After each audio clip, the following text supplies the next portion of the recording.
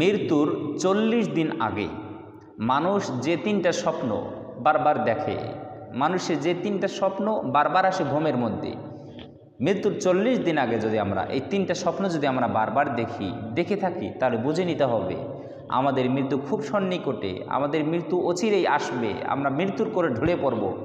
ইবনে শিরিন রহিমাহুল্লাহ আলাইহি তিনি তিনটা এরকম প্রশ্নের কথা, এরকম তিনটা স্বপ্নের কথা বলেছেন, যে তিনটা স্বপ্ন মানুষ মৃত্যুর ৪০ দিন আগে তারা বারবার দেখে থাকবে। তবে এই তিনটে স্বপ্ন দেখলেই যে আপনার মৃত্যু হবে বা আপনার মৃত্যু খুব কাছাকাছি, এরকমটা কিন্তু নয়, 100% এরকম নয়। তবে হতে পারে, কারণ অনেক সময় স্বপ্নগুলো কিন্তু সত্যি হয়। কারণ স্বপ্ন হলো তিন প্রকার। এক প্রকার স্বপ্ন যেটা মানুষকে শয়তান দেখায়, যেগুলো হলো খারাপ স্বপ্ন। আর এক প্রকার স্বপ্ন যেটা আল্লাহ তাআলার পক্ষ থেকে আসে, যেগুলো হলো সত্য স্বপ্ন। আর এক প্রকার স্বপ্ন যেগুলো মানুষ সারাদিন যা করে, যা কল্পনা করে, যা চিন্তা ভাবনা করে, যা কাজ করে, এগুলো মানুষের স্বপ্নের মধ্যে আসে।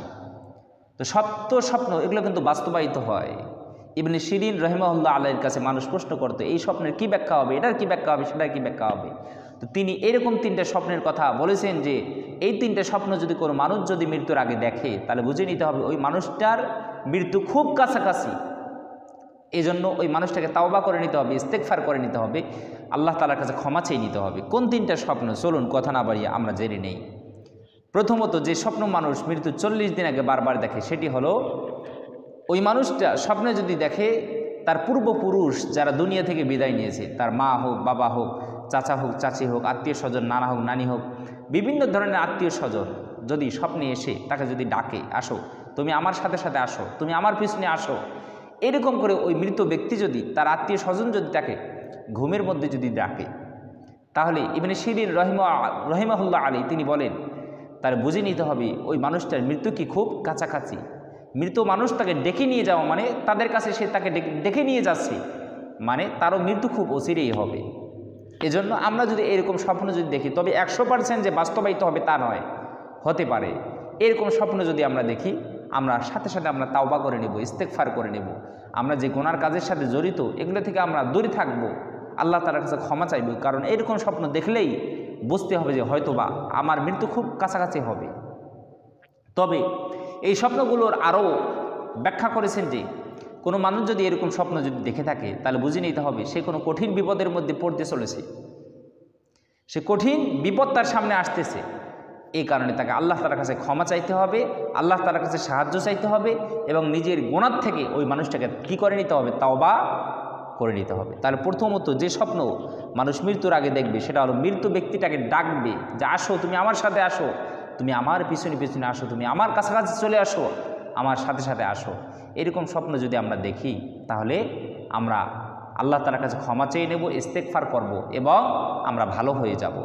দ্বিতীয় নম্বরে মানুষ যে স্বপ্নটা মৃত্যুর আগে বারবার দেখবে, সেটি হলো তার মুখ থেকে কোনো একটা পাখি বের হয়ে আকাশে উড়ে যাচ্ছে। আপনি স্বপ্নের মধ্যে দেখলেন যে আপনার মুখ থেকে একটা পাখি বের হয়ে আকাশে উড়ে যাচ্ছে। এরকম যদি আপনি যদি দেখেন, তাহলে বুঝে নিতে হবে আপনার মৃত্যুটা খুব কাছাকাছি, খুব নিকটে। কারণ একটা মানুষ যখন মৃত্যু যখন বরণ করে, তখন তার রূহটা তার ভিতর থেকে বের হয়ে কোথায় চলে যায়, আকাশে উড়ে যায়। ফেরেশতাগণ তার রূহটা নিয়ে আকাশে চলে যায়। এরকম যদি আপনি যদি দেখেন আপনার মুখ থেকে একটা পাখি বের হয়ে আকাশে উড়ে যাচ্ছে, তাহলে বুঝে নিতে হবে আপনার মৃত্যুটা খুব কাছাকাছি, মৃত্যুটা খুব সন্নিকটে। ইবনে শিরিন রহিমাহুল্লাহ আলাইহি তিনি কিন্তু একজন নির্ভরযোগ্য একজন স্বপ্নের ব্যাখ্যাকারক। তিনি অসংখ্য অগণিত স্বপ্নের ব্যাখ্যা কোরআন হাদিস থেকে তিনি দিয়েছেন।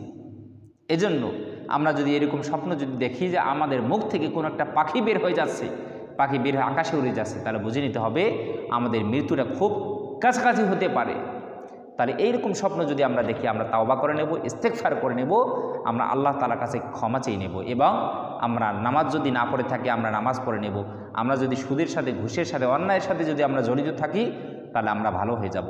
তবে এইরকম স্বপ্ন দেখলে আপনার পেরেশান, চিন্তিত হওয়ার কোনো দরকার নাই। তবে 100% যে কারেক্ট হবে তা কিন্তু নয়, হতেও পারে, কি হতেও পারে, আবার কি নাও হতে পারে। কারণ সব কিছুর মালিক কে, আল্লাহ তাআলা।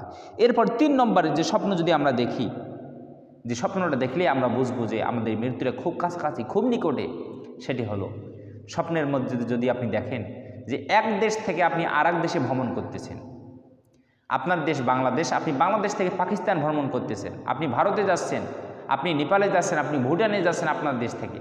স্বপ্নে যদি আপনি দেখেন যে এক দেশ থেকে আপনি আরেক দেশে ভ্রমণ করতেছেন, তাহলে বুঝে নেবেন আপনার মৃত্যুটা খুব নিকটে। মানুষ দুনিয়া থেকে, মানুষ যখন কবরে যখন চলে যায়, এমন এক দেশে চলে যায় যেটা তার অপরিচিত একটা জায়গা। তাহলে কোনো মানুষ যদি স্বপ্নের মধ্যে যদি দেখে সে তার নিজের দেশ থেকে আরেক দেশে যাচ্ছে, ইবনে শিরিন রহিমাহুল্লাহ আলী তিনি বলেন, তাহলে ওই মানুষটার মৃত্যুটা খুব নিকটে, সন্নিকটে তার মৃত্যু হতে পারে। এরকম স্বপ্ন যদি আমরা দেখে থাকি, তাহলে আমরা ইস্তেগফার করে নেব, তাওবা করে নেব, আল্লাহ তাআলার কাছে আমরা ক্ষমা চেয়ে নেব এবং ভালো কাজের সাথে সম্পর্ক রাখবো। খারাপ কাজগুলো আমরা কী করে দেব? বর্জন করে দেব।